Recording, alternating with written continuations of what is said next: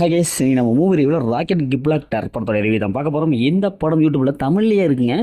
கண்டிப்பாக மறக்காம check out பண்ணி பாருங்கள். இப்போ இந்த படத்துடைய கதையை பார்த்துடலாம். இந்த படத்துடைய ஹீரோக்கு 70 வயசு தாத்தா.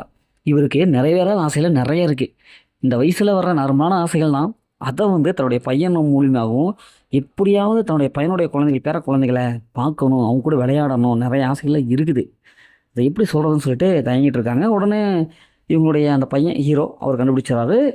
ஒரு பக்கம் அவருடைய என்ன ஆசை அப்படின்னு சொல்லிட்டு அவர் நிறைவேற்ற போராடுறாரு. இன்னொரு பக்கம் அவங்களுடைய குழந்தைங்க, அவங்களுடைய பேர குழந்தைங்களாம் வராங்க. அவங்களும் தன்னுடைய தாத்தாவை எப்படியே ஹாப்பியாக வச்சிருக்குன்னு சொல்லிட்டு ஒரு சில விஷயங்கள்லாம் பண்ணுறாங்க.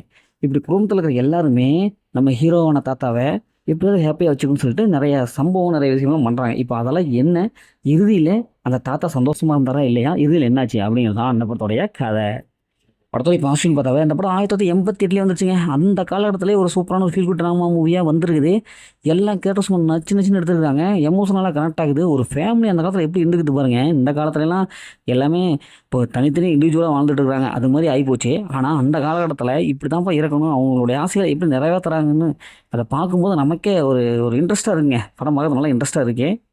படத்தில் ஒரு சில எமோஷனல் போர்ஷன்லாம் நல்லா கனெக்ட் ஆகுது. இப்போ பார்த்தா தாத்தா பேரன் அவங்களுக்குள்ளே அந்த கெமிஸ்ட்ரி நல்லா ஒர்க் அவுட் ஆகுது. அதே மாதிரி அப்பா பையன் சென்டிமெண்ட்டு இப்படி எல்லா இடத்துலையுமே சென்டிமெண்ட்டை போட்டு திணிச்சு நம்மளை ஒரு வழி பண்ணிடுறாங்க. நல்லாவே கனெக்ட் ஆகுது. படத்துடைய மைனஸ்னு பார்த்தாவே இன்றைய சுச்சுவேஷன் 1988 வந்துருச்சுங்க. இன்றைய சுச்சுவேஷன்லாம் கொஞ்சம் கிரஞ்ச் ஆகிற மாதிரி இருக்குது. ஒரு சில டைலாக்ஸ் எல்லாம் ஓவர் டோஸாக இருக்குது. அதை கொஞ்சம் கரெக்ட் பண்ணியிருக்கலாம்.